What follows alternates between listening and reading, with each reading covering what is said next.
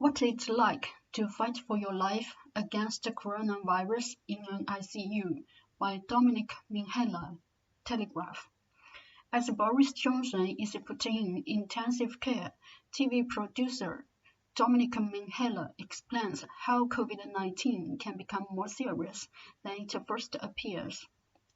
My symptoms were almost non-existent at first.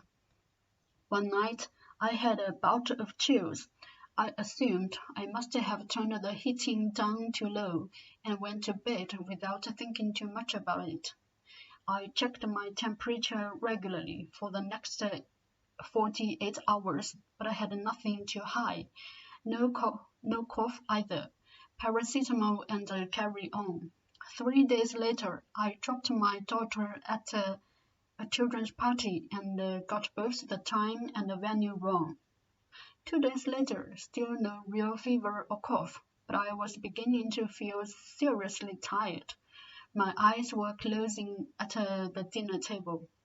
We decided to pull the kids from school as we were worried about catching the virus, not because we thought I already had it.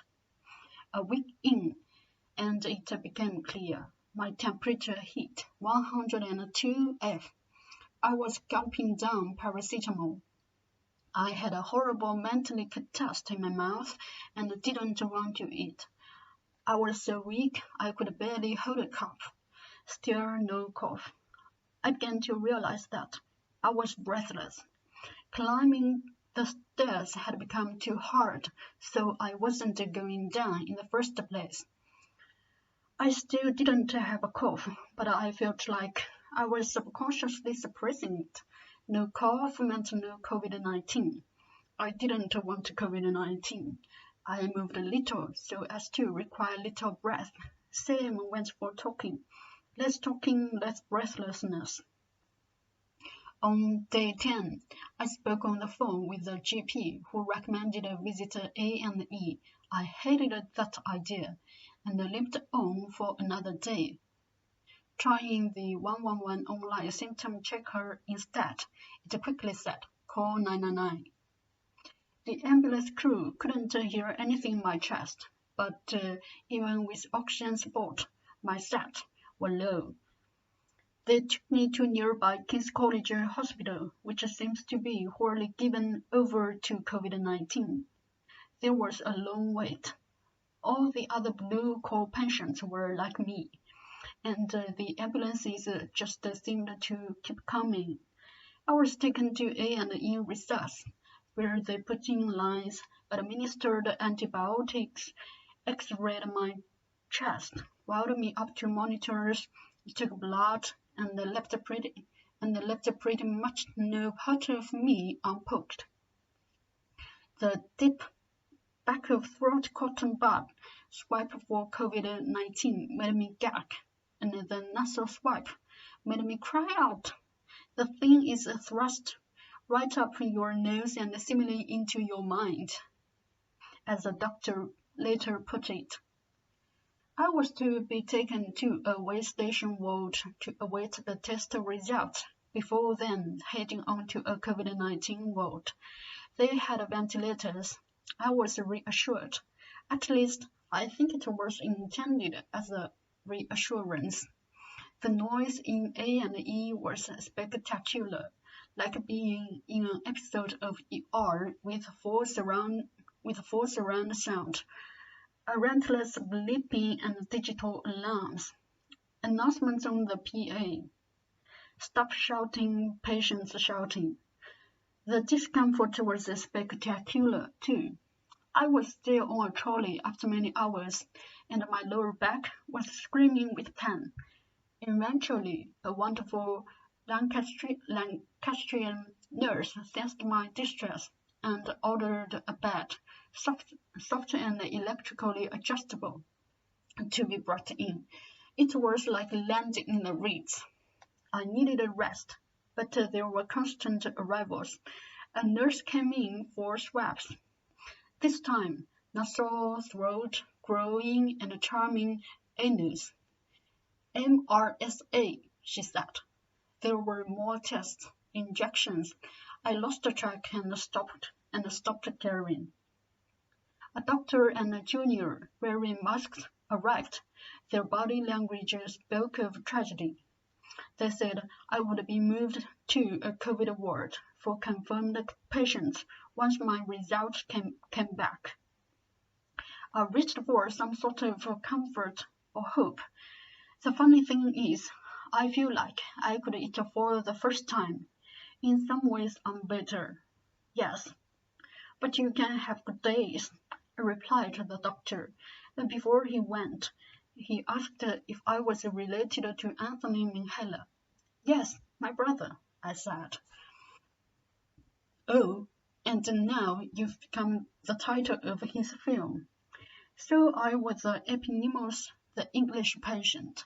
I'm sure it was generously intended, but the English patient is dying. The English patient has no hope. The English patient eventually has to ask Hannah to give him several capsules of morphine to send him on his way. As the door closed, I realized what had just happened. I was determined to fight, to try to live for my kids, my partner, and my family. But the doctors had just told me in silences, in corrected optimism, that I may not live. Right there, right then, I may not live. I assumed the worst. I had to write my farewells to my children. I disconnected myself from the auction and found my laptop. I started with my youngest, Rosa, 11, and began the lamest of loving celebrations. Her talents, her kindness, the way she reminds me in some of her farewell looks of my much adored mom. I was so tired and so despondent. I knew I wouldn't have the strength to manage letters to all 4 kids, let alone to my amazing partner Sarah, and my large and wonderful family. It just seemed so pathetic. Was this the best I could do? Now it was fair to die without a family close by, a hand to hold, without comfort even from a person who can smile at you without a mask. Had death ever been so lonely and bleak? I asked my niece, a lawyer, to investigate emergency marriage. Why not make it as financially smooth as possible for Sarah? I should have done it long ago, but I wasn't calculating an untimely demise. Her investigation was not very promising. A couple of days later, the doctor and his juniors told me a second COVID test had failed. Apparently, it's not unusual, but the CT scan of my lungs showed all the signs associated with the disease, with an extra layer of scrunched upness. It's as if you've been suppressing the cough. I confessed I had. If I don't cough, I don't have COVID. If I don't have COVID, I can't die. Behind their masks, I'm pretty sure they thought I was nuts. Anyway, I'm feeling great, I said. It was kind of true. I have had a 4-day without temperature spikes. I'm eating. I've been having a bit of a thing. That was a bit of a lie. You're singing? Really? How about we consider sending you home? Sure, I said, stunned. That could work. I tried not to say anymore, say more, and I might say the wrong thing, and he might change his mind. Several hours later, I was released without fanfare.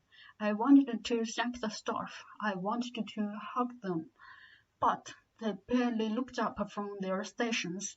I was going. They most definitely are there for the long term. A nurse took the time to walk me down to the main entrance. She's not wearing a mask, and neither was I. I could see her face. I couldn't quite believe it. It was the first face in forever. As we piled up outside our house, I realized I had thought I might never see it again. I curled up on the sofa, and I started to shudder and sob. It probably was not the homecoming my loved ones were imagining.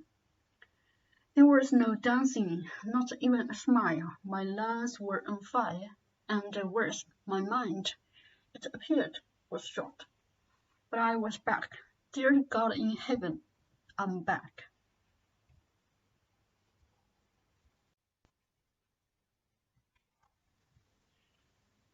What it's like to fight for your life against the coronavirus.